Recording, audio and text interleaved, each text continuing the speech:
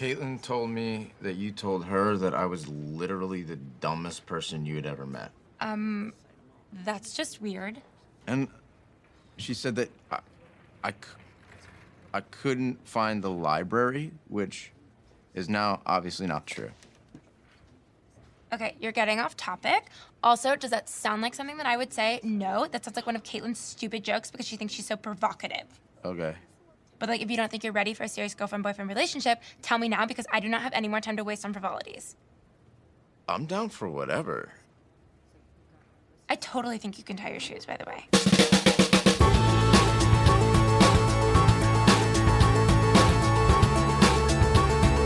Hey, what's going on, everybody? This is Boys Watching Girls. We are just two boys watching HBO's Girls. We are your hosts. I'm Joe Welke. I'm Vance. And today we are talking about Season 3, Episode 6. Overall, this is Episode 26. This episode is titled Free Snacks. It is directed by Jamie Babbitt, and it is written by Paul Sims. The original air date was February 9th, 2014, to an audience of 833,000 people, 0.833 million. So, yeah, we got to the bottom of the mystery of the last episode and why the viewing was so small, and we're back to normal with this episode. Yeah, that sounds about right for this episode, too. Yeah, that seems in line with what we've been seeing. My initial reaction is I like this episode. This was a good one. I like this episode a lot, and this season has been pretty solid so far. Like, I am waiting for it to fall off the cliff and something super disturbing happens, which might happen next episode or so, but I don't know. Like, up until now, like, we're 6 episodes in, and I'm kind of enjoying the show. Yeah, this is a really good season. Especially after we've talked about it a bunch now at this point, like the end of season 2 being like some of my least favorite episodes, but like this season 3 is like pretty rad, man. Yeah. I enjoy it. Yeah.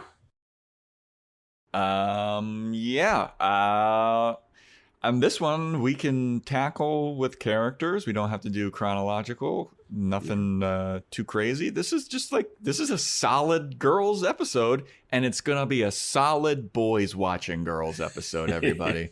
Yeah, I think we have a lot to say about this, and I'm going out on a limb here and saying that we're gonna knock this episode out of the park. All right. Watch this video. I can't wait to see how we mess this up. Oh, we're gonna mess it up, but I'm feeling good. I had a Mountain Dew Zero Sugar before this. I'm feeling good. Well, we know when you're on your soda high, what's gonna happen. Oh yeah, baby. I mean, there was an episode where I had a Monster Energy and I went off, and that was a little too much energy. But now I feel like I've got a good amount of energy. We're going to be able to get through this, and it's going to be great. You figured out how to self-medicate yourself the right dosage. Yeah. The proper dose of caffeine, soda. You're pouring it in a measuring cup. We got to test all the things about this podcast out, and I think I'm in a good spot right now. All right. So, without further ado, I feel like we should start off with Jessa, because she's not really in this episode too much. And you called it. I think you called this exactly what was going to happen at work with her. Yep. I called it last episode when she's working at a children's store, and I believe I said something about how she's going to be just judging all of the moms that come in. I think you might have called this. I don't know. Somebody called it. We called it on this. The one thing that we've called right. Yeah, go back and listen to the episode again. Give us some more views on the view count, or listens on the listen count. Yeah. But one of us said that Jessa was just going to be a sarcastic prick to everybody that comes in, and that's exactly what happened. A mom is looking for a christening dress for her little baby, and Jessa is holding a black dress. She's like, and the mom is just kind of like, this is a christening dress. They're usually white. And Jessa's response is, yeah, but the chic ones are black or something like that, because she doesn't want to do anything doesn't want to work hard at her job, which is in line with Jessa. And it somehow works. She like negs this woman into buying it. Exactly. She makes it seem like I know what's up. And then the lady's just kind of like, okay, fine, whatever. Oh, no, second, she's like, well, it seems a little small for a 1-year-old. And she's like, well, maybe if your child isn't obese, it won't be. Did she say big for a 1-year-old or small for a 1-year-old? Small for a 1-year-old? Is it small or big? For a 1-year-old? Yeah, but it's something about it's weight, definitely yeah. small because then she like negs the kid, be like, well, if your kid's obese, it won't be, or it won't be unless your kid's obese. And the lady's like, you know what, fuck it, just give it to me. And Jessa makes the sale. Yeah. I mean, I guess the store was right to hire her if she could sell a black missized dress to someone. Absolutely. She's hitting her with the bad cop. Yeah. But there's no good cop in this store. You just walk out of that store. That happens. Yeah, but she does have the accent, so you have to take her. It just makes her sound authoritative, you know? It's interesting. I mean, that's all the Jessa we get this episode, too. Yeah, and you know what? Happy about it. It's what we came to expect, you know? Yeah. You know what? I was talking to somebody about how we both thought that the end of season 2 was like just a slog, but it's weird because I know I don't like Jess's character that much, but Jess's character wasn't in those episodes. No, not at all. So it's like maybe Jess is the one that like ties this all together somehow. Just a little drop of Jessa makes the series better. Yeah, it's like just her being around and her terribleness makes all of the other terribleness that's happening in this show not seem so bad. Yeah.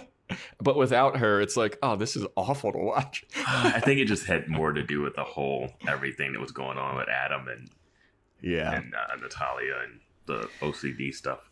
Yeah. Yeah.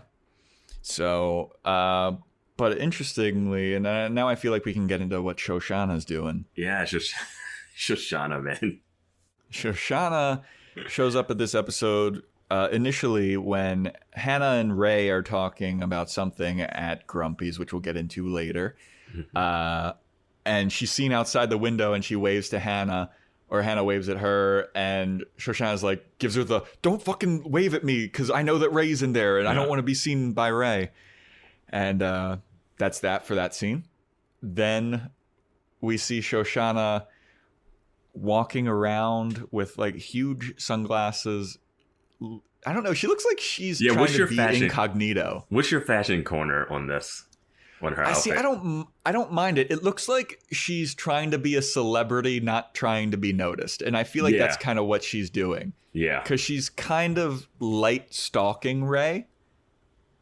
And so she's at a park and she sees Ray playing basketball.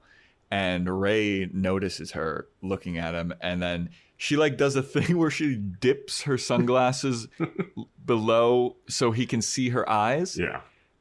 And then they're like just having a moment where they're looking at each other, and Ray's kind of looking like, "Oh, hey, what's up, Shoshanna?" And Ray just nailed a sick bucket, all right, on the court. And then so Shoshanna puts her sunglasses back in incognito mode. Yeah. And then just walks away. When she puts her earbuds in and then like walks away, right? Yeah, yeah. To be like, I'm not even noticing you, Ray, but she's totally noticing him, and it's very weird. I think you nailed the look because it definitely is the celebrity trying to go unnoticed, but is obviously them. Yeah. Yeah. All she needed was like a weird hat. Yeah, it's too fashionable too. Like you're not like in a. It's not that like, you know, where you do the like hoodie and the ball cap, the guy to the like in the Marvel movies. Yeah. Like the Marvel movies, their incognito mode is just big aviator sunglasses and an unmarked baseball hat. Yeah. Captain America going through his own museum unnoticed like that. Yeah, right. Yeah. And Shoshanna is less than that right now. But she's got like a really trendy coat. I mean, it's a good look. Yeah. I think that it was a good look. Yeah. Most of my nitpicks with Shoshanna's fashion is her hair, and her hair is just, she always has like the weirdest hairstyles going on. Like I can't even fathom how she puts it together a lot of times because it looks like it defies gravity. Yeah. Like I don't understand what her hair is, what's going on with her hair most of the time. But This is where we pick up with Jessa, because Shoshanna, after Jessa makes the sale of the black christening dress, like some shit from The Omen, little tiny baby Joe's fashion corner there. Shoshana's in Jessa's store, and then she just rants about how maybe she was wrong about dumping Ray, because Ray's getting a lot of respect from his fellow boys on the basketball court after his sick buckets. Yeah, he commands a lot of respect on the court. Yeah, and Jessa says something about like, yeah, it's tough for Jews to command respect in sports. And Shoshana says something like, Ray's not Jewish. And Jessa gives her the look like, okay, Ray's not Jewish. Right. What was that? I didn't get what that was supposed to mean.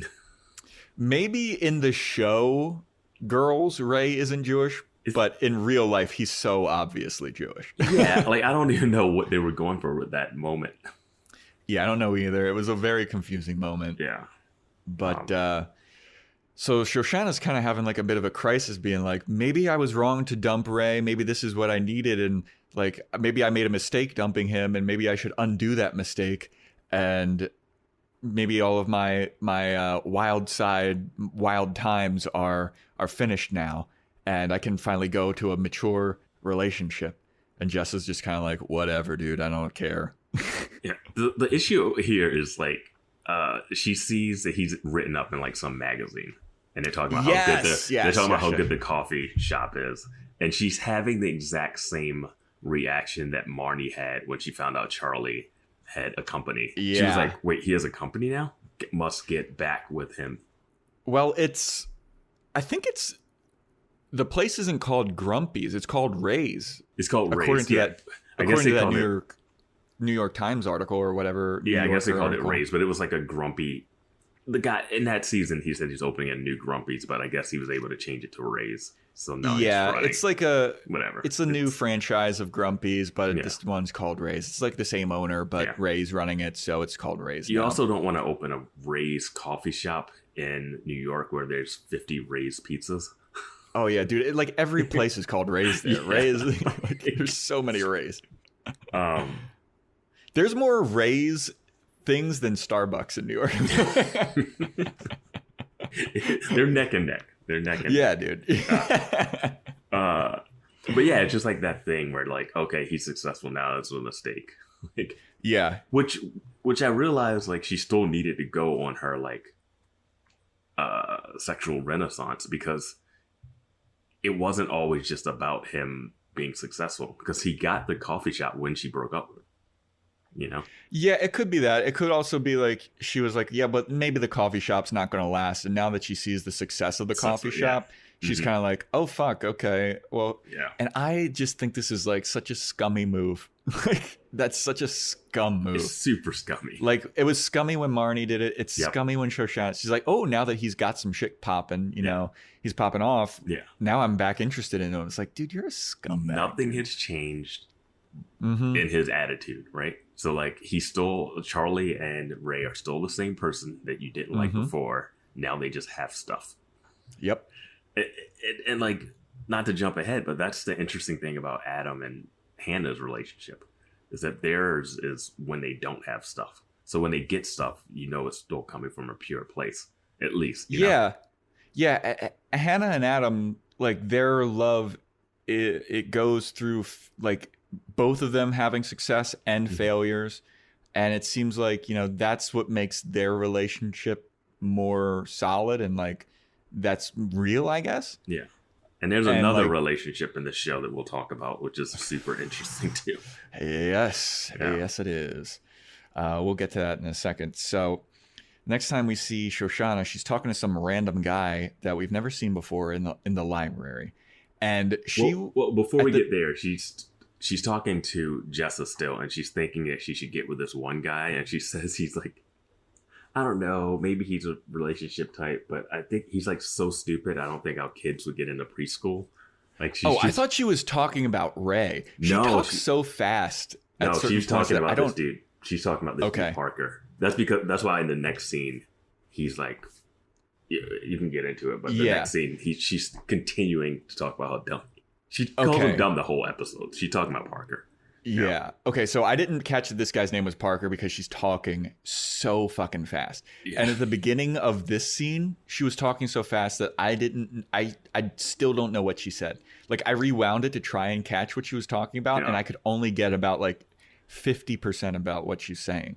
I've been this is a weird tangent, but like I've been playing Madden with my wife's like second cousin who's like 8 online, and he talks so fast, and he like loves football, but he has that like, oh my god, and the player, and he went like this way, and then like and we drafted this guy, and you know where you're like talking so excitedly that you keep breathing in. Like, yeah. That you can't like. He's like his thoughts are going too fast for him to speak them out. So I think I was able to hear Shoshanna because she kind of talks in that same pattern of just like word vomits.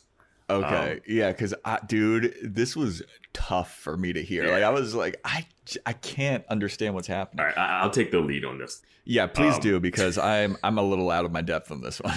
So basically, she's sitting there with this guy Parker, who we haven't met yet, but I guess she's hooked up with him a couple times. Parker's a total hottie too. He's a hot dude. He's kind of got that meathead bro vibe to him, which I think they're trying to lean into. You know who I think he looks at? Do you know Stephen Amell? The guy from Green Arrow?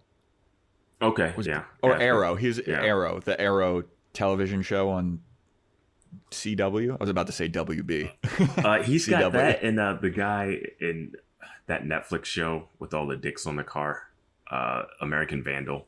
And he's also in like Modern Family. Like he has a little bit of that, not fully, but okay. Yeah, he's a good looking dude.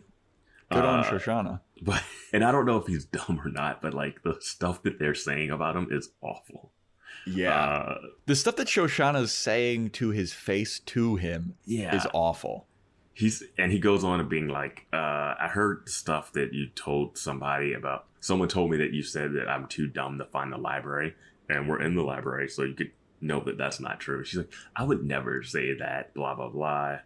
And then that's just Caitlin being a drama queen and all this shit. And then she's like, I need to be in a relationship, and if you can't handle a relationship, let me know. And he's just like, I'm down for whatever. Yeah. I was like, dude, walk away, man. This conversation is insane. Yeah, she's waffling so much and being like, I'm done with my crazy phase, and if you're not down to be in a mature relationship, then get out of here. And the guy's just looking like, what the fuck? I was just like, walk away, man. This is it. Yeah, it is crazy. And she like, and he's like down for whatever. And then he says like one of the meanest things. She's like, I think you know how to tie your own shoes.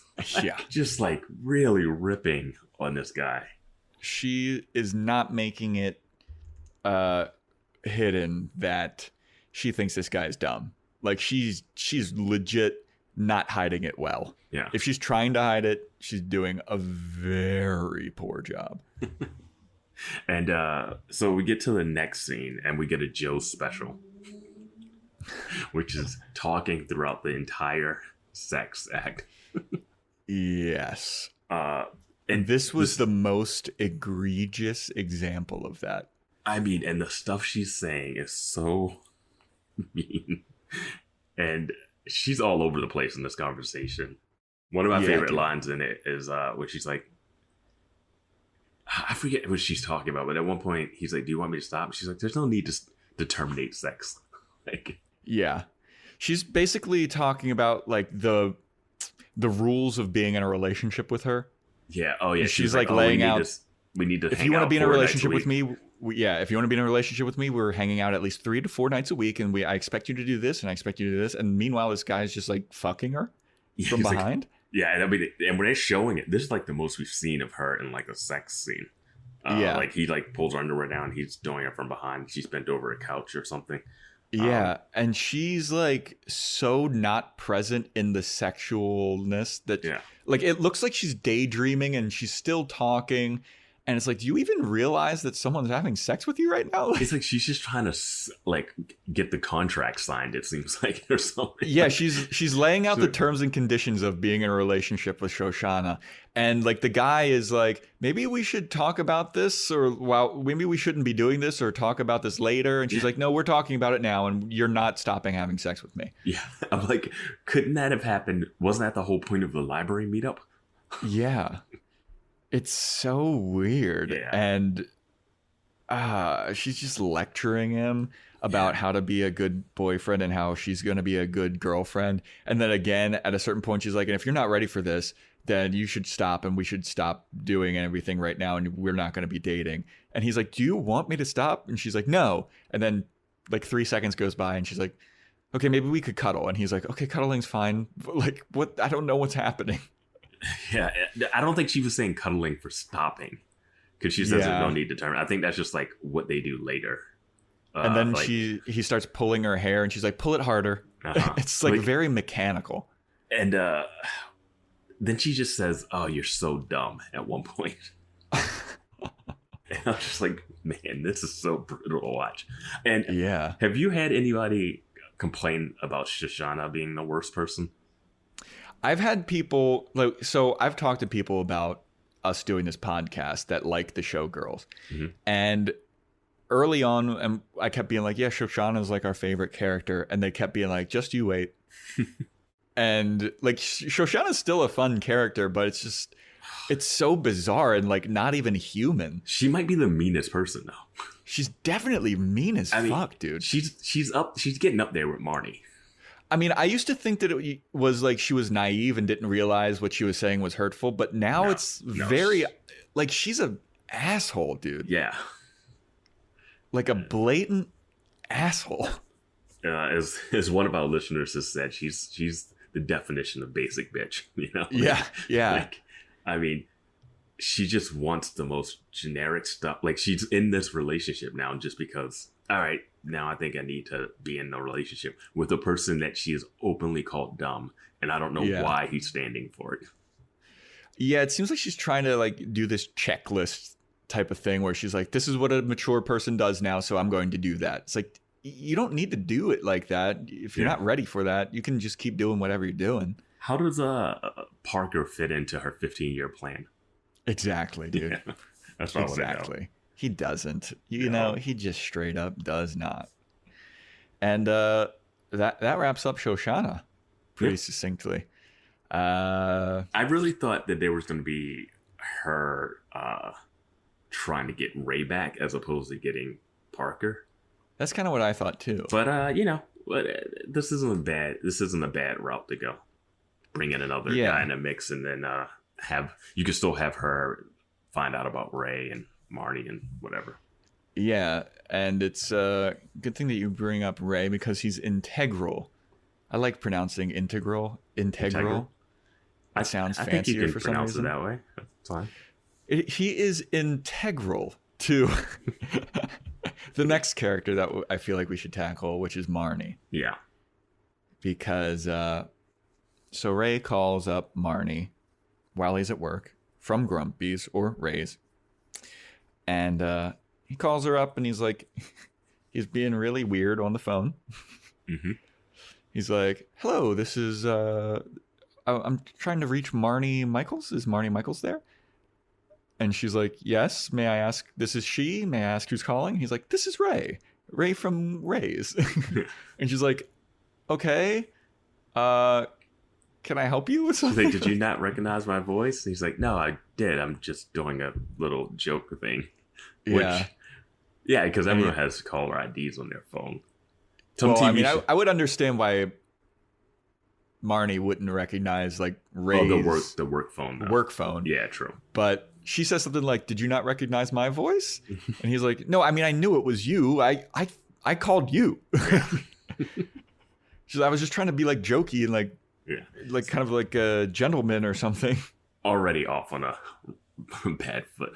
A very awkward foot. Yeah. Very awkward foot. So he's talking to her and she's like, just checking in. And he keeps saying, I'm just trying to check in. She's like, why do you keep saying checking in? Like, stop doing that. He's like, it's a thing people fucking say, okay? I'm just trying to not have our like sex thing affect our relationship.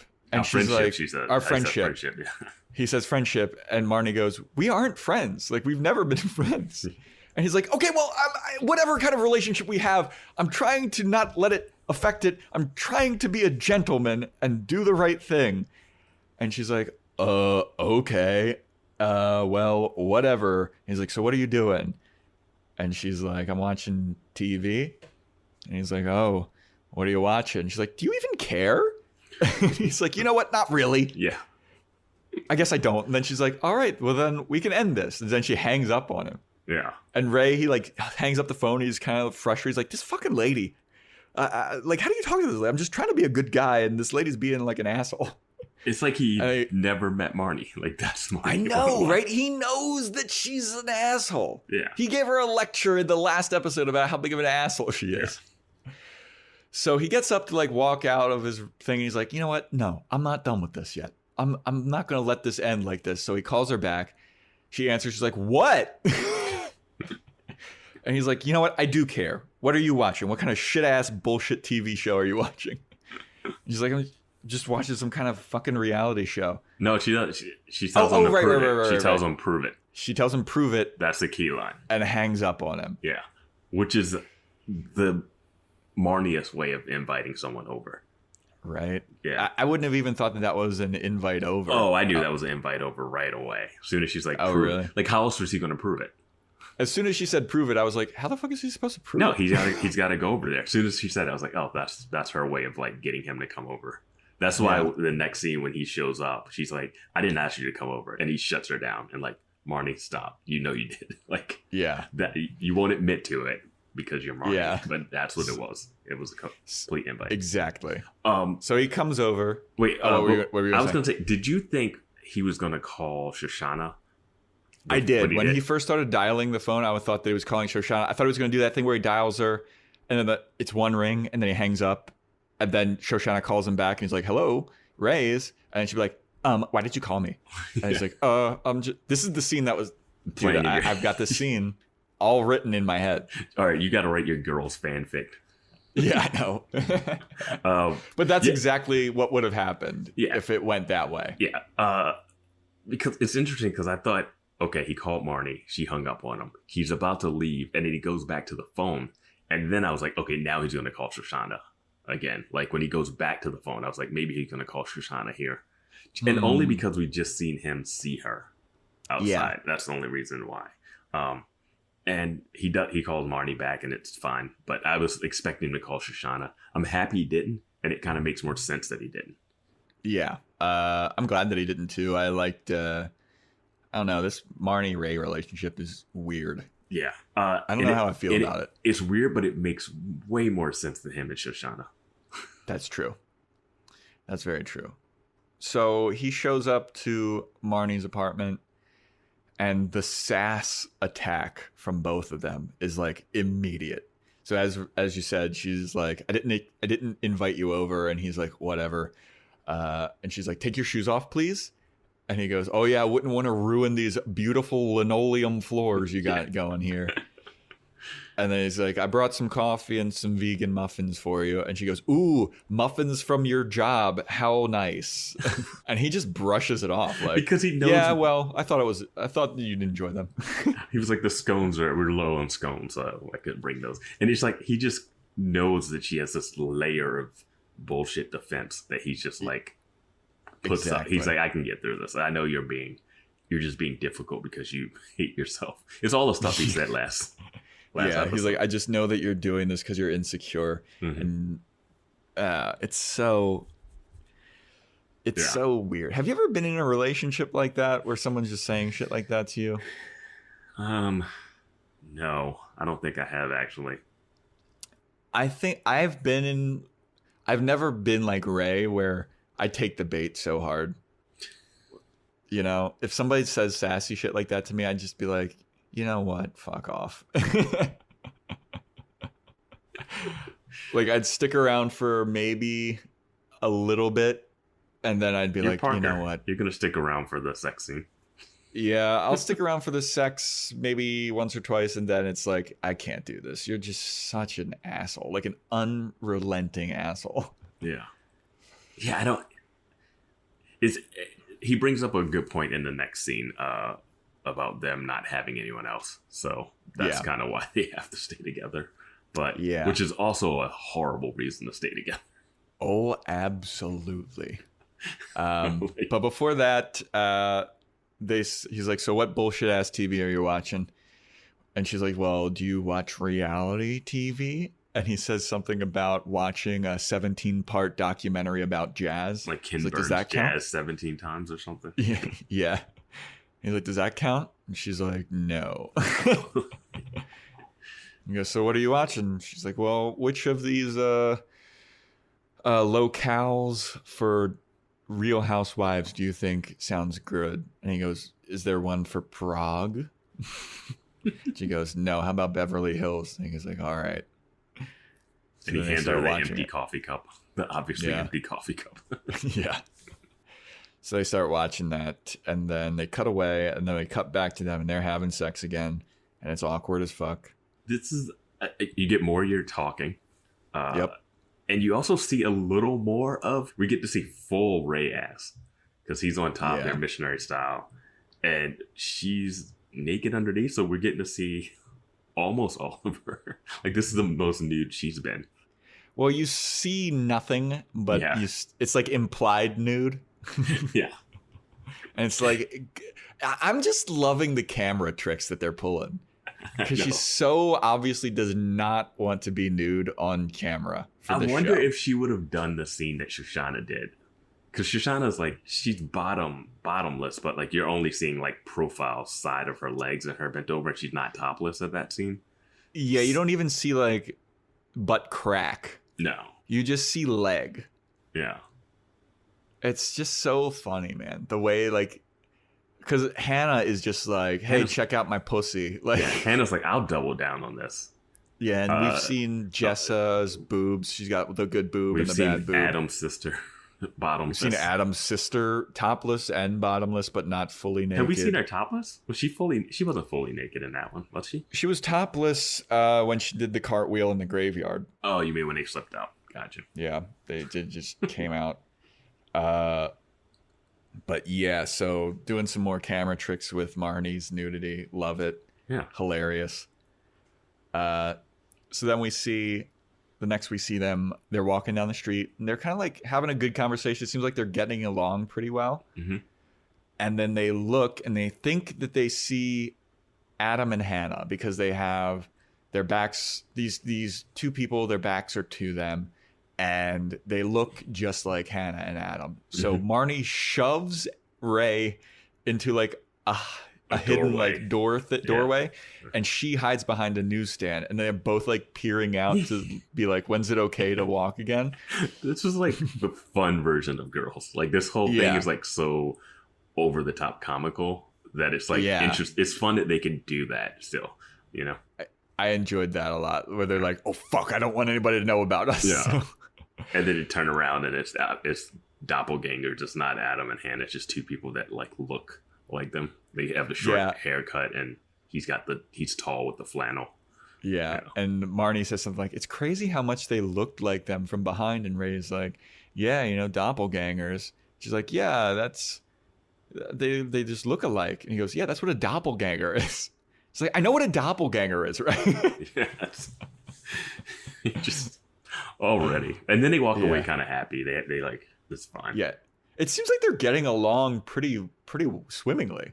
I mean, I feel like they're around each other and they're fine, but like every interaction with them is a heated debate and argument. I wonder if Marnie is enjoying the sex. It was hard to tell in that sex scene because we didn't see the first sex scene, really. They like just start going at it. The first sex scene seemed like intense, and then the aftermath where their hair is all frizzled. It seemed like they might have enjoyed that one because Marnie was kind of like, wow, okay. I mean, it wasn't so bad that they wouldn't do it a second time, so like that's fun. That's true. And But I don't even know if Marnie would do it a second time if it was good or bad. Like the second time they did it, it was like, oh, I'm slipping out, and she's like, I'm like, why are you tell? Like she knows. Yeah. She like they talked. The second time seemed very awkward. Yeah, it seemed. You know what it felt like? It felt like the first time felt like, oh, they were drunk and they hooked up together, and the second time felt like they were having sober hookup. But both hookups happened during the day, and both were sober. Like. So I don't know. I don't know why this one seemed more awkward just because they showed it. I don't know. Well, the first one, I feel like it seemed more passionate and like, this is crazy. I can't believe what we're doing. This is fucking wild. Yeah. And the second one was like, all right, let's try to have actual sex if we're going to do this whole rigmarole. And it to me, it didn't seem like it was going well. Mm-hmm. And it was awkward. And I don't think that Marnie was probably enjoying it. And I feel like Ray probably knows that, so he's trying really hard to let her enjoy it. I feel like Ray was uncomfortable about doing it. Like, you think so? Like, I feel like he has some. He's got some conflict with it. You know, like that's true. He's the one that didn't want her to tell anybody. You know. Yeah, like I'd fucking advertise this. Yeah. But yeah, it's an interesting thing. I wonder if Ray's a man who knows how to do things. That's all I want to know.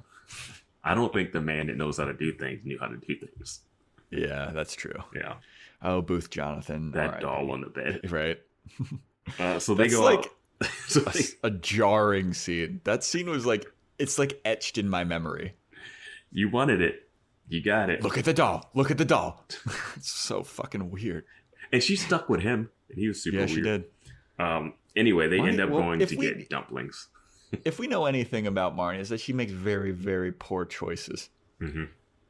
But yes, they're going to get dumplings. They're at like a Chinese restaurant or something. And they start talking about... Marnie brings up that Hannah said something about Ray donating money to some charity. I forget what it was. Yeah. And Ray's like, no, that's typical Hannah. I just put like a donation thing out on the coffee thing. And if you want to make a donation, like we'll send it. But it's like a tip jar, basically. Yeah. And then Marnie says something about like, yeah, that's cool, though. And I always regretted not going abroad to Africa and like doing some work there. And Ray's like, well, it's probably good that you didn't. And she's like, why? He goes, well, because... people that do that and like Western aid is exactly what's keeping Africa. It's so impoverished, and it's like actually a bad thing that we do that. And then she's like, wow, what the fuck? What you're saying is actually kind of racist. And he's like, no, it's not. Like, this isn't racist at all. It's just a fact. Like, it's not doing good for them. And there's a better way to do that, and like they need to learn how to do shit on their own. And she's like, actually, this is really racist. And then they get into like a yelling match about what's racist, and Ray, it ends with Ray screaming in this crowded restaurant, I love Africa. She's like, that's a weird thing to yell. Yeah. When he started to say it's probably a good thing you didn't go, I didn't expect him to say what he said about like, oh, the aid to Africa being this and that. I thought he was going to be like, Marnie, you are the wrong person to go to any part of a different country. I won't say like third world country because like that's not all Africa, but like wherever she was going to go was not going to be her. Yeah, like she would be the type of person to be like, oh, it's so hot. Yeah. Why is there no air conditioning? Yeah, is there Starbucks out here at all? Like something like, and that's what I thought he was gonna mention, but instead he brought like the aid thing, and there's stuff to that. Yeah, there's differing opinions on that. Yeah, I mean, I don't know. I haven't done research into it. Obviously, Ray has. Maybe he has. Yeah. Who knows?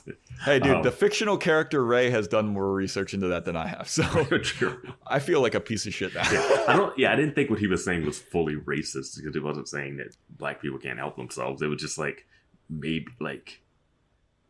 Well, I know there's like missionary groups that go over to Africa and try and get them to like.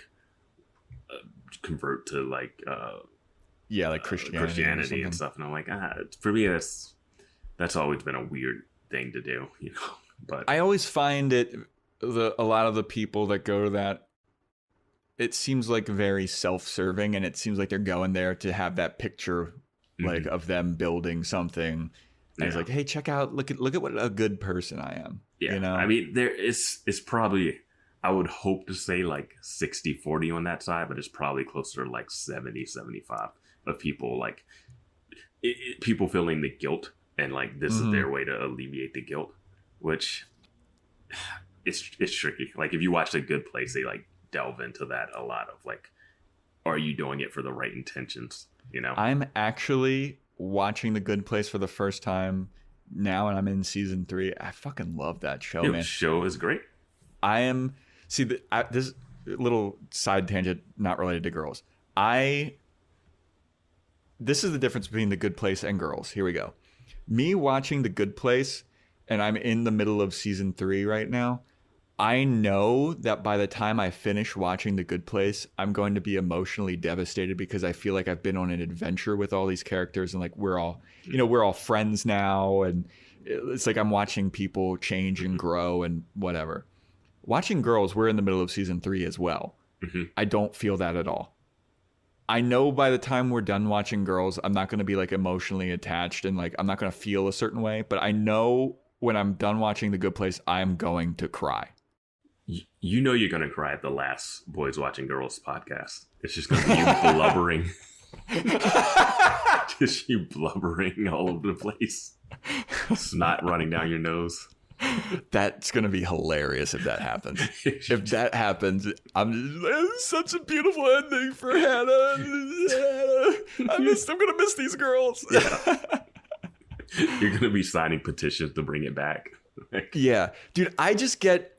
With shows that I love, I get way, way too invested in them. And by the time I finish the series, I'm an emotional mess. You know? I feel like when I finish series nowadays, I feel more relieved than like, even if I like a show. Really? Yeah. Dude, here's the thing. So Vance and I are both big fans of the anime Death Note. Great anime. If you've never seen Death Note and you're curious about like a good starter anime to check out, Death Note is on Netflix. It's superb. Can I give a caveat to it? I do not watch a ton of anime series. Yeah. You watch more anime. Yeah, I just started watching anime.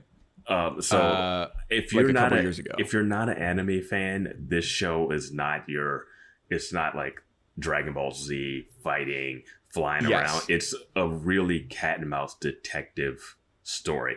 Yeah, it's a very psychological, philosophical, awesome show. It's so good. If you don't like it after the second or third episode, then you can call it quits, because by that point you should be hooked. And the thing that you have to know, the opening title sequence does not set the music in the opening title sequence does not set the tone for the show. It's over the top that you're gonna think. The first theme is very like pop punk, kind of like metally, and it doesn't really fit the kind of somber psychological tone of the show. It's a slow paced show that like really builds, and it's like emotionally, and the opening is so intense. Yeah, I couldn't even watch it the first time. The first time I tried to watch it, I was like, I'm not ready for this. This is too much anime. It's a good song, but it just doesn't fit the show. Yeah. So, but anyway, skip the intro if you need to, or listen to it. But just watch it, and it's great. It's great. But the point that I was going to make about that is like that show's about a guy that has a notebook that can kill people if he writes their name in the notebook, right? Yeah. And you follow that character who is like obviously like kind of fucking evil. But by the end of that show, I was still emotionally invested in the story so much that I cried at the end of Death Note. I was like, this is such a fucking great and beautifully put together story. Like, I just love that. And I know it's a shame because I'm not feeling that for Girls. And like, I like Girls. This is a good show. I'm actually enjoying Girls a lot, I'll say. I'm enjoying it a lot too. Like a lot more than I expected to. Yeah. But I just don't, I'm not as emotionally involved with it, which is, you know, I don't know. Yeah, I don't know if that's a good thing or a bad thing. I didn't cry at the end of Death Note, but I did watch the finale twice. And they're half-an-hour episodes. And please, please do not watch the Netflix movie. Not the movie. Yes, don't watch that Netflix movie. The animated anime series. That's it. Do not watch the movie. It is, just don't do that. And whether you're subbed or dubbed, like the dub version is known as like one of the best dubbings of an anime ever. But I do dubbed because I don't know. I feel like I can't concentrate reading the subtitles and seeing what's on. I watch it sub because I can read. Son of a bitch. All right, let's get back to girls. This is a long yes, but girls. Yes. So they're arguing about Africa and what's the best way to help. And then Ray screams that he loves Africa, and it's an awkward moment. And he like takes some shot at Marnie's bracelets, like who the fuck goes to the gym with these type of diamonds? And she's like, well, they're not even that type of diamonds. So who's the idiot now? And I'm out of here. And Ray's like, just please, you know what? Just sit down. Let's just sit down and like, let's be cool. And she's like, why should I sit down? And Ray says what Vance alluded to earlier. He's like, because I know that you don't have anyone else to eat lunch with, and I don't either. Yeah, if he didn't say I don't either, that would have been real harsh. Like my jaw was starting to drop, and then he like lifted it up. It was like, because you have no one to eat with. I was like, if she sits down after that, then he negged her into a relationship. Burned her so hard, dude. But he's like, I don't either, and I was like, okay, they're both feeling sad. But I also you shouldn't be with somebody because of that. That should not be. I mean, that's settling 101. Yeah. And I still don't know because all of their encounters have been so combative that I don't know if they need to be together or not. But I am interested if Charlie ever shows back up, how he reacts to it, how Shoshanna reacts to it, how the girls react to it, how Adam reacts to the girl that he eventually will hook up with reacts. So maybe Adam falls off the wagon, gets drunk, stumbles into his old apartment for some reason, and Marnie's there and Ray's out. And then they just start hooking. I don't know. But so Marnie sits back down. She's like, all right, fine, I'll sit back down. And then they start to like get along again. And it seems like, okay, fine. We realize we have our faults, and like this is like an explosive kind of relationship, I guess. But then they just kind of keep going, eating their dinner on their lunch date or whatever, and it seems like it's going well for them, and that kind of wraps them up. They order more dumplings. More dumplings. That's what relationships are: eating together, watching TV. That's the hallmark of every good relationship ever. Throw some sex in there, and then you got the whole trifecta.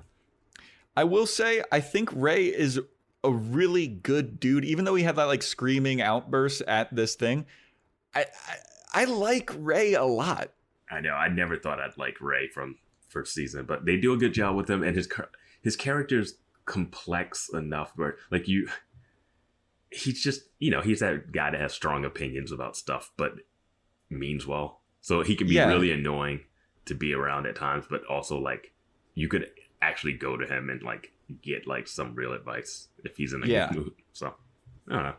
Yeah, I mean, he just needs to take some like anger management classes or something. Yeah, and I would like to see Marnie be balanced out by this at least, because she is just, I mean, gosh, when he walked into her place, shoes off. Oh, thanks for bringing them up. Like, just so much sass. Yeah, just so rude, like for almost no reason, it seems like. And she invited him over without inviting him over. So I don't know. I'm interested to see where that goes. Same, yeah. So now we get to the main event of the evening. Hannah. Sunday. We got Hannah Harvath. Yeah. So. And this is a great Ray scene to open it up. Ray and Hannah. I love this opening scene. Yeah, the opening scene is Hannah's trying to get coffee to somebody. She doesn't know what the name is, and it turns out she double made it or something. Or it was sort of a different person or something like that, yeah. Yeah.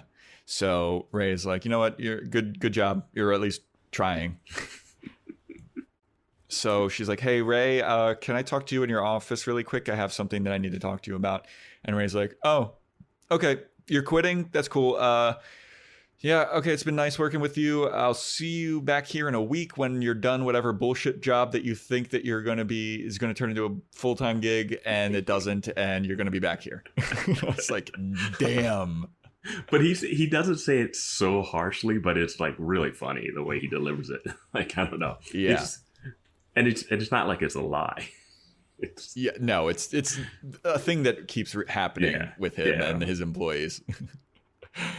But Hannah's like, you know what, Ray? It's not a bullshit gig. It's not going to be bullshit. And he's like, oh yeah, what is it? She's like, I got hired to be a writer for GQ.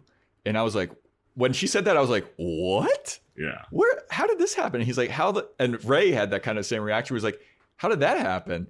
She goes, well, somebody from GQ saw one of my articles and they really liked it. And so they wanted to hire me to be a writer for, I guess, what's the article, the project she's working on? It's 8 types of modern man or something. The field guide for the urban man or something like that. Yeah. Something like that. It's something similar to that. And she's like, I'm going to be writing. They wanted me to write this field guide for the modern man. And he goes, okay.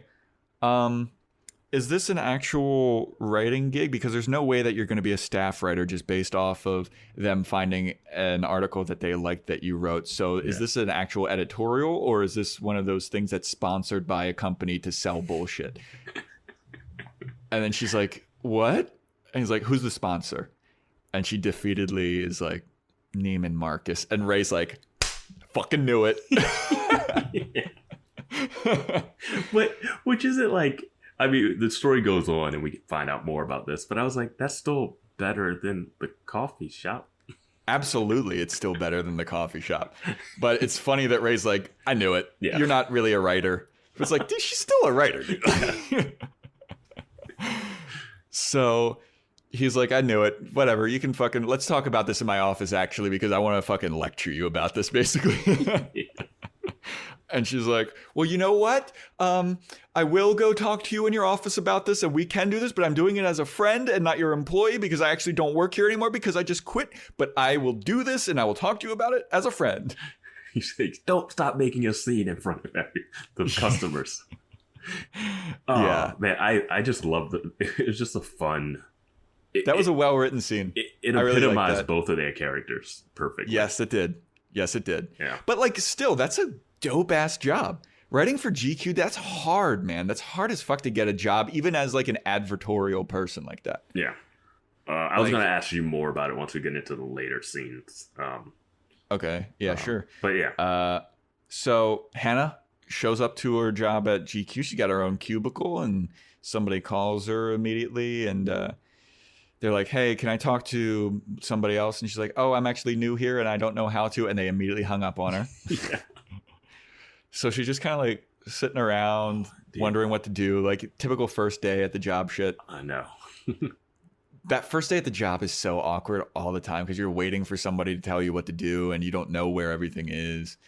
The first day at the first day of work at like one of my like few full-time like 9 to 5-ish staff jobs, like the first day I just spent writing, and it wasn't a writing job, it was like a post-production advertising place, more or less, and like no one told me what to do or what I needed to do. The room was full of people, and I just like went to a computer, sat there, and just started finishing up the script I was writing, or like finished writing some stuff. And then like the day ended and it got to like 6 or 7. I'm like, I guess I can go now, right? Like, you don't know if you can leave. Dude, that first day is always so weird.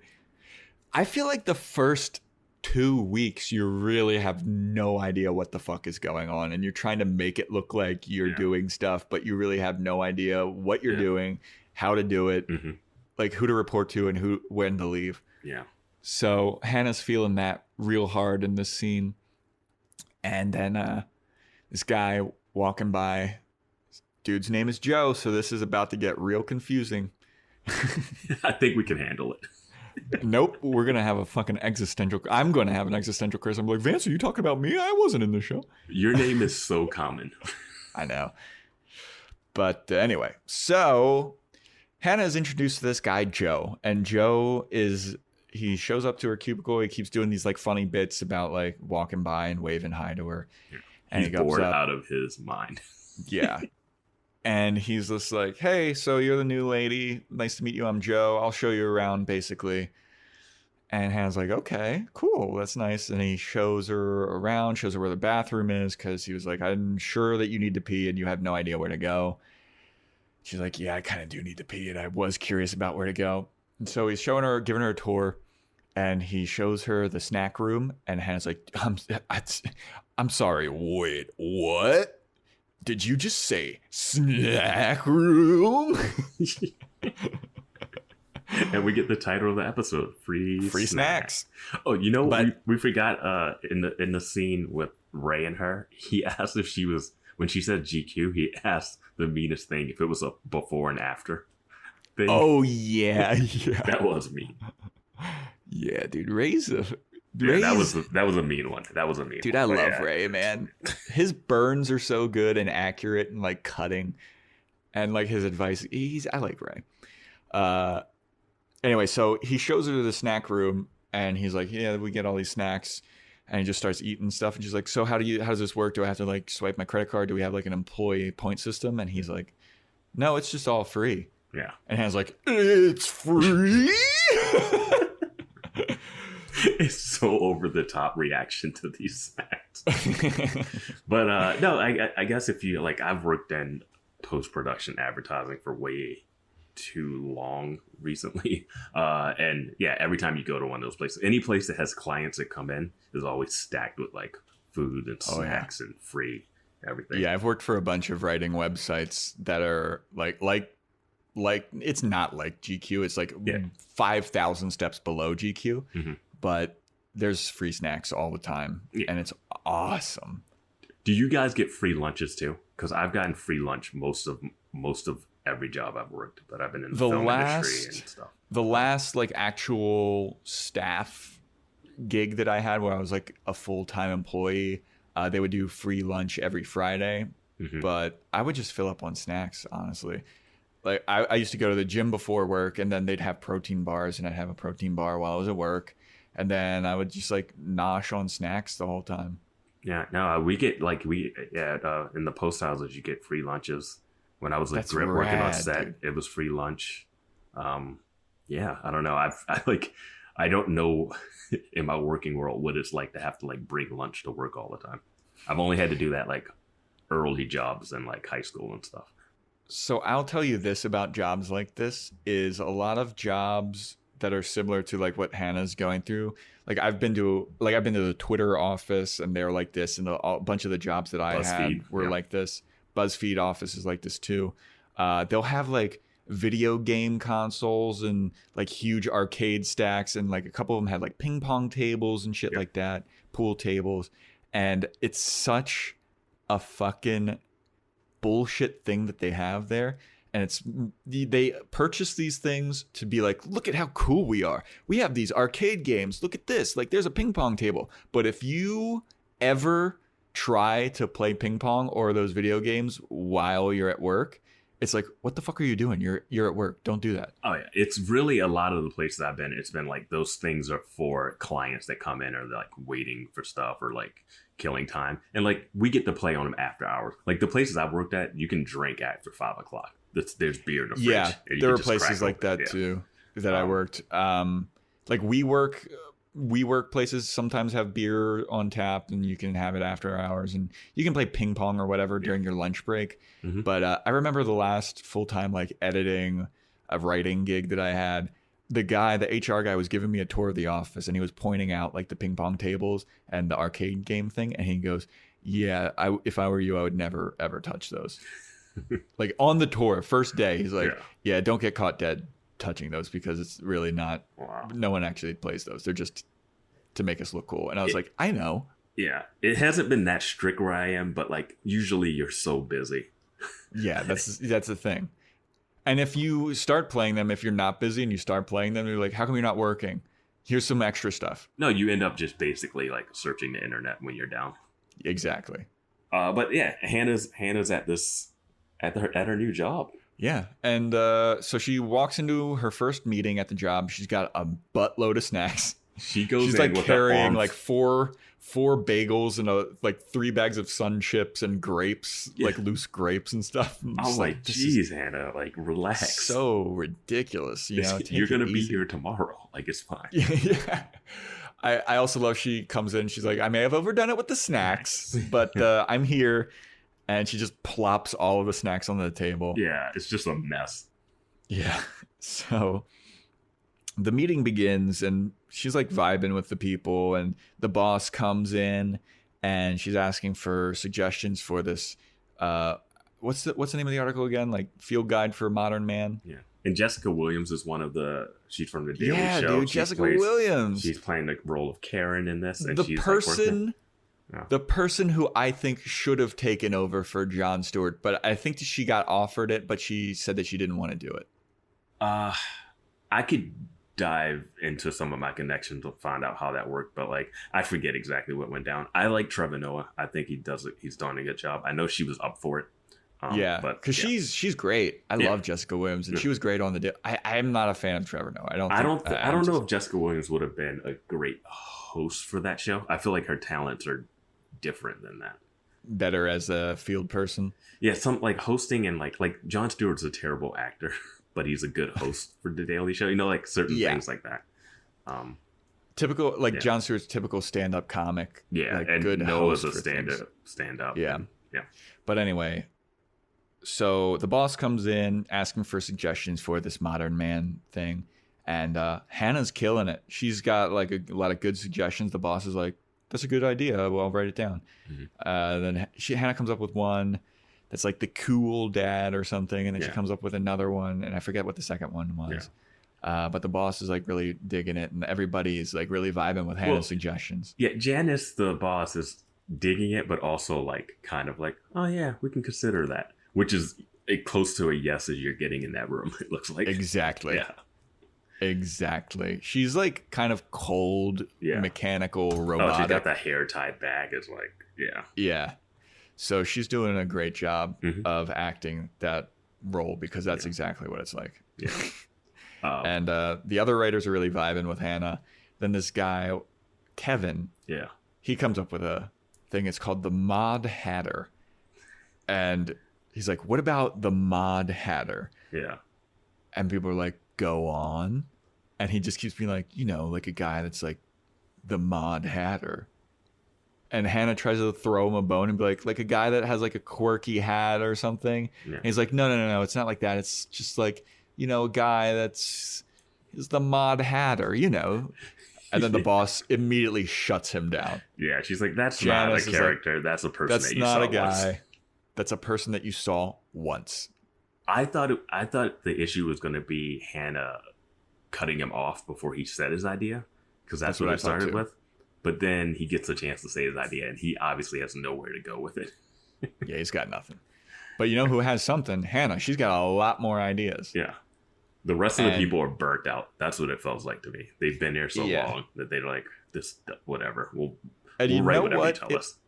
It was really nice and refreshing to see Hannah be competent at a job like this. Like, she was killing it. Yeah, she's not a bad writer, like, per se, like, and she has ideas, and she's,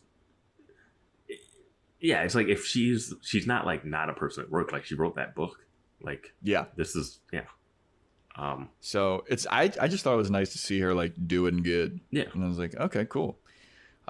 So later she's walking with Karen, which is the name of Jessica Williams' character. Mm-hmm. And she's like, man, you really were killing it in that meeting. Like, good job. Like, that's awesome. Like, typical small talk, first date kind of Talks shit. about the snacks. And saying, like, I gained, like, 15 pounds when I first started working here because of snacks. And it's like, oh, wow, they're not going to make fun of her for her eating all the snacks, which is like, Exactly. That guy Joe seems cool because he's, like, nice to her, but he's not trying to sleep with her. He actually That's likes what I thought. Karen. I was like, I couldn't tell if he was macking on Hannah or what. Yeah, but then it turns out, it turns out that Joe is into Karen, and after Karen and Hannah part ways, Joe calls Hannah and he's like, "Did she say anything about me?" Thirsty man. She's the new girl. Yeah, and Hannah's like, "No, not really. Why don't you just ask her out? Like, are you into her?" And he's like, "Yeah, I'm into her, and I asked her out. I thought about it. I haven't done it." Does he hang up and say, "Lose my number"? Yes, he does. Just so funny. Joe's got some good zingers, like good quirky bits that he's got going. they kind of captured all of the like office tropes. You got like Jessica Williams' work friend. You got guy who likes work friend who's kind of a funny one, but he's gonna guide you through this office dynamic. And then you got Kevin, the guy who came up with the Mod Hatter, the Mod Hatter guy, who is her like rival, who doesn't seem to like her, but doesn't not like her to the point where he won't talk to her. Like when they have that scene. But he says he just doesn't like her face. Yeah, the reason Kevin doesn't like her, and we're skipping ahead. A bit. Skipped. Let's go to Adam and come back to this, I guess. Yeah. So after that scene where Joe's asking if Karen is into him, Hannah's like, she's riding high, she's doing good. She comes home, and Adam's there. Unloads some snacks that she's taken from work. Yeah, unloads some stolen snacks, but not necessarily stolen, but like. There's a limit to the snacks that you take. Like if I leave a place, I might take something for the drive home or something like that, but I'm not like taking. Yeah, she took like a bag full of snacks. So she's all excited and she's like, Adam, the first day of work was fucking awesome. I had a meeting and I was giving suggestions and people really enjoyed them. And Adam's like, fucking awesome. That's great to hear. And it's just like so nice to see like success coming her way. And like, supportive Adam. Yeah. Yeah, like he's so supportive of her. Yeah, it's great, man. I really like that. So Hannah's like, and check out all these free snacks I got. And he's like, holy shit, this is all terrible stuff. Like this is all fake sugar and refined sugar and fake salt. And like, we should not be eating these. Pigeon bones. Yeah. And Hannah's like, well, okay. I mean, I was just really excited about it, but whatever. I guess it's fine. So then she asks Adam how his audition went. Because Adam's now pursuing the acting thing that he was doing for a little bit. And he's like, oh, it was fine. It was kind of bullshit though. And Hannah's like, why? And he's like, well, they told me to show up and say my name and smile. And it's just like bullshit. And I hated it. I don't smile on cue. And she's like, that's acting. And then they were like, that's what acting is. It's like, no. He's like, I'm not a fucking monkey for your enjoyment or whatever. And Hannah's kind of like, what the fuck is wrong with you, dude? He's like, I didn't want to get the job. And he's like, but why'd you go to the audition? I just like the challenge and the study people's like in situations. Yeah. And Hannah says like a little like subliminal zinger to him. She's like, well, what would be a really good challenge is if you actually got the role or like a real job. Yeah. And Adam's like, I mean, I can get money. And because she's like, well, we wouldn't have to worry about our bills and paying rent and shit. Yeah. And he's like, well, we shouldn't be worried about it. And while she's saying this, Adam is making a dream catcher. Yeah. And she's like, well, I mean, we are kind of like worried about money. He's like, why would I need a real job? I could sell this on Etsy for like $20 because people are fucking stupid. Yeah, it's just this ratty looking dream catcher. And he's also not wrong. He's not wrong. But like, dude, that dream catcher is awful looking. Yeah, it's like he found it in like Tompkins Square Park. Like random branches. Oh, yeah. So next scene we see is Kevin talking to Hannah. Kevin's the guy that doesn't like Hannah, and Hannah's like, hey man, like, is everything okay between us? Like, did I do something wrong to make you not like me? And Kevin's like, no, I just it's fine. And she's like, no, I feel like there's some animosity between us. Like, what's the deal? He's like, all right, there is. I just don't like you. And she's like, was it because I, cut you off and had a bunch of suggestions yesterday? Like maybe people like them better than yours? And he's like, no, I just don't like your face. Your face is one that I like just want to punch in your lips. I just hate them, and your teeth. And like he describes every bit of her face of being like, I just hate it. You look like a girl that I dated that I hated. Even when I dated her, I hated her. Yeah. It's like, goddamn, dude. Yeah, and it's just like, okay, this is, and in classic level, like in the episode where she goes like, was it a tiny dress? Because this, like, classic Hannah, after he said that, he's like, the person you dated, boy or girl? Yeah. And he's like, oh, don't do that. And she's like, no, I just want to know if I look like a boy. Yeah, do I look like a boy or a woman? And then they go to get like sun chips, and he's like, don't do that. I'm the sun chip guy. Everyone's just having a thing. Yeah. The rest of the advertorial team shows up, and they're singing Hannah's praises again. They're like, you really did it good. You're gonna fit in really well here. And Hannah's like, well, this is just kind of like a temporary thing for me. Like, I'm not like you guys. I'm a writer. Yeah. I'm a writer. And everyone's like, so are we. We're writers too. And she's like, no, but like, I'm like an artistic, creative writer, and you guys are like doing this thing. And they're like, well, Karen's won a bunch of, Kevin won a poetry award, and he was like the head of his poetry club or whatever. Karen won some kind of creative writing award, and Joe won some kind of was in a New Yorker. Yeah. And they're like, we're all writers too. Yeah. But like, this is just our thing. Yeah. And Hannah's like, oh, but like, do you guys still, write what you dream about and like all your creative endeavors? And they're like,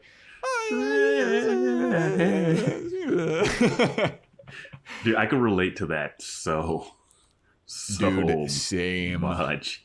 I'm like, yeah, because I do a job that I don't really have any like future in usually in post. Like, I don't want to be an editor, and I do like assistant editing work and in advertising, and I just sit there and I'm like, what am I doing? And I've done it way too long.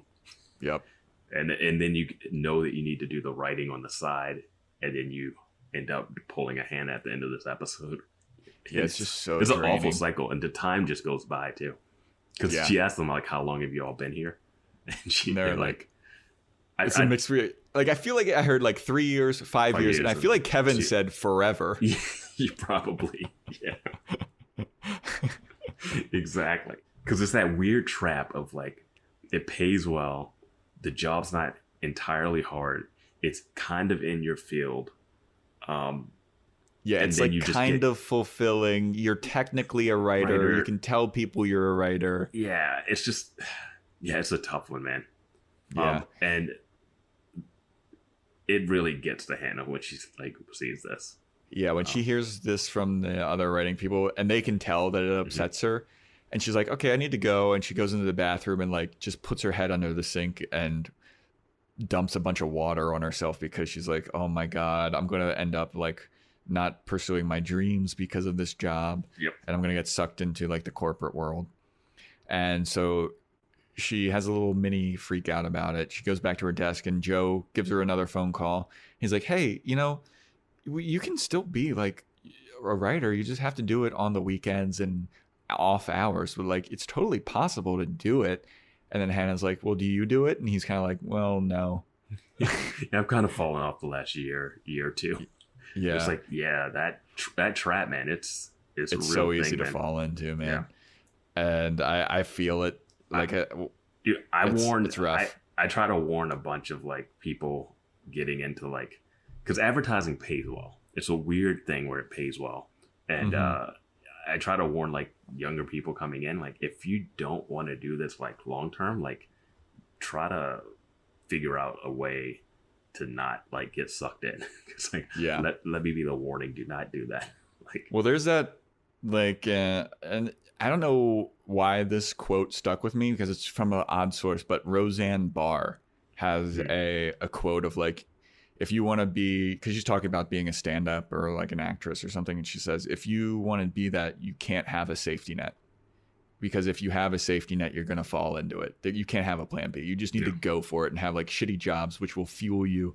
And sometimes I feel that way because like I have a pretty nice stable job, like full-time, pays well, and it's like I'm worried that it'll, the comfort of it will make me not chase the dream as much. And that's the thing that you have to juggle and balance with. Well, yeah, it's that weird thing because if you do miss, like, say you don't go to a stand-up set or something, you've been like, all right, it's fine, but I had like a really long week of work, so like I can slack off on this Saturday and not do the thing that you want to do, because you can justify having been busy all week, but you've been busy, like, but work isn't really work. And that's what the thing that sucks about it, because like, what you do at work to make money isn't actually what you want to do. So it's like, it's a means to an end, but it's busy work as opposed to like the real work is the stuff you do after it. Yeah. You're not necessarily invested in your job, but like you have to like put forth effort. And then when you're putting forth effort, you're less likely to put forth effort into your dream. Yeah. But also you need to like eat food and make money. And it's a tough balance. Like if you're super motivated and if you can be very. It really comes down to like being super disciplined, actually. Yes. Which is what no one tells creative people. They're like, oh yeah, be creative, come up with ideas. It's like, nah, it's the discipline of it all. Yeah. I actually mixed up the order of this because the Joe call is after this scene where Hannah goes up to Janice, the boss, and she's like, I don't want to work here for real. Like, this isn't what I want to do. I want to be like a creative writer, and I'm worried that I'm going to become sucked into this, and I don't want to be here for years and years and not accomplish my dreams. Yeah, she said she didn't want to be Janice or whatever. Because someone says, oh, like, you could... She's like, I don't want to have... I think in the meeting earlier, they're like, oh, she's like, I don't want to have Janice's job. And they're like, why not? And like, she's like, I don't want to be here that long. And then she goes to talk to Janice about it. Yeah, because Janice is like, I've been here for 10 years. And so Hannah's like, yeah, I don't think I want to be here. This isn't what my dream. And Janice is like, okay, I mean, a lot of other people would love to have your job. Mm-hmm. And then Hannah goes, is that it? She's like, yeah, you know, if you don't want to be here, don't be here. But fucking you're here. So whatever. And then Hannah is like, okay, I need to go and think about this. Then she walks and paces for a little bit. She comes back in after like 3 paces, 15 seconds. She's like, okay, I've made my decision. I would like to still be here. And so the ladies, Janice is like, okay, fine. I don't have time to deal with this right now. I got like shit going on in my house. Yeah. Like, so I got copper piping coming in. She's like, send me an email at the end of the day, whether or not you still work here. Yeah, which is a great line. Like, just like, I don't got time to deal with this either. Because she tells her like, if you leave, there's tons of people that want your job. You are easily replaced. Yeah. I mean, these are content meals, you know? Like, oh, yeah, dude. Yeah. I've been through that so many times. Yeah. So Hannah comes home and she's feeling less jazzed about the job today. And she comes in, she's like, hey, Adam, like, I don't know, work was kind of weird today. And she sees Adam, and Adam's like got his head down and he's crying. Mm-hmm. And she's like, oh my God, Adam, is everything all right? Are you okay? And he's like, I don't know. It's just like, got a fucking callback for that audition because I fucking kill it at acting.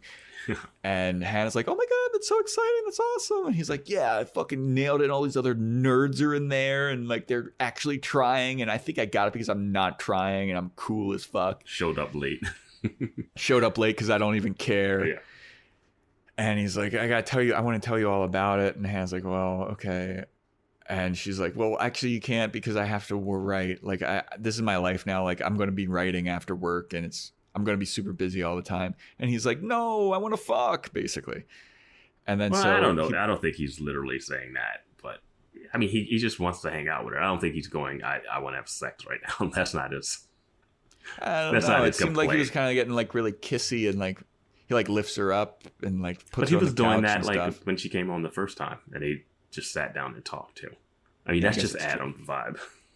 That's true. Because then he starts pacing around. I could be misreading. Yeah, it's definitely not anything sexual in that. Because she gets on the couch and he's still talking about he's jazzed up about his callback and excited about like his possible acting thing. And she says she's gonna write for 3 hours when she gets home. Yeah, and he's like all jazzed about it. He's just blabbing to her about like how awesome the audition was and how awesome he is at acting. And he turns around to go look at her, and she's already fallen asleep. Like she's dead. Yeah, she's dead to the world. And Adam kind of stops, and he's like, "Oh man, she's beat, man." Like, and then he puts a cover on her and lets her sleep, which I thought was really sweet. Mm-hmm. And that's the episode. She's gonna have to do morning pages if she's gonna want to get stuff done, because doing stuff after work for her is probably not gonna be great. Yeah, dude, coming home after working all day, it's so hard, man, and being motivated to do that writing. And I'm a night owl person too, so like, but I have to like do, like when I was in my best flow, it's like writing in the morning and then editing it at night, you know? Yeah. And just kind of doing that rotation. But there's one thing that we didn't talk about, which is last episode ended with her kicking out Adam's sister. Yep. No mention of Adam's sister. No sight of her. No lingering resentment. No anger. They got the apartment back. Don't know if she's back to living with them. Adam went out, stormed off to go look for her. Have no idea what's up with Caroline. Nope. Maybe she shows up next episode or 2 episodes from now, or maybe she's just out of town. Who knows? Maybe she's just gone. Adam's like, I have to take care of her. It's like, well, where is she now? Doesn't care. Got to go on that audition. He's got an audition that he doesn't care about and dream catchers to make. Yeah. At least he's moved on from paper mache. That's true. And that fucking boat that he was building that was going to dissolve into the river or whatever. He was building the boat in his apartment. You can't even get it out. That's true. Oh, God. But yeah, that's the episode. I thought this was a fun episode. I liked seeing Hannah succeeding at her job for a bit and then having that existential crisis about, can I accomplish my dreams and have a job and having it all? Because I've been there. You've been there. People that are in creative fields, we've all been there. You know what's interesting too? It kind of goes with the last episode, the highs and lows of where she's like lost the book, got the book, and then lost it again. You know what I mean? Like that whole ebb and flow of her like career trajectory. And this episode kind of does the same thing too, where it's like she gets a job, likes the job, and then it gets taken away from her, you know, like, or it's not as great for her. I was surprised that she went to quit that day. I thought maybe she'd hold on to it for a month at least. Well, until the first paycheck. Did she, right? Well, she was going to quit, but she was going to quit. Yeah, she was going to quit. Which I was like, you could probably give it a month and at least let the first paycheck come in. But at least that it's just one urban man dictionary. At least get the credit. At least get the byline, as they call it, right? Yeah. Yeah. Get your name in GQ. Yeah. And then utilize that. Yeah. But yeah, man, I really like this. Dude, this season's really good. Yeah. I'm really enjoying it. We're like probably jinxing ourselves, but for the next episode. I know, right? Actually, a friend of mine told me that this next episode is a doozy, so maybe all that'll come crashing down. Yeah. It was one of those things where it was like, oh, I can't wait for you to see this episode. And I'm like, oh no. Oh no, what's going to happen this next episode? What is Jessa going to do this time? So a little sneak preview for you. Next episode's titled Beach House. And I've heard that this episode is a doozy, so I'm looking forward to the doozy, you know? This might be one of those. It's been too good. Yeah. It's been too good for too long, you know? Yeah. We can't have nice things for this long. They got 4 more episodes to really just pull the rug out. I know, man. But when we started this podcast and like the idea of it, I was kind of like, I don't know if I'm going to like this show. And like a lot of people were like, yeah, you'll probably hate this show. But dude, this is a well-written, good show sometimes. Other times, not so much, but like, this is a good show. I'll say it's always well written and produced and everything, and like directed. The whole production is great. I just feel like sometimes like the stuff that the characters do rubs you the wrong way, which is just gonna happen. Like I can't say that's like my feelings is like, oh, that's wrong to do, because they know when the characters do bad things that they're making that happen. You know what I mean? Like I don't know. It's not a bad show. I can understand. I think I would have stopped watching it at the end of season 2 if we weren't doing this though, because it got rough. Yeah. But But I'm glad that we are doing this because we stuck it through, and like I said, so far really enjoying this season. Looking forward to see what happens in this beach house episode though, because I heard bad things. I'm not even gonna make a prediction on what happens in this beach house. Yeah, I can't, but I guess you'll have to find out next time on the podcast on Boys Watching Girls. Thanks for listening, everybody, and see ya.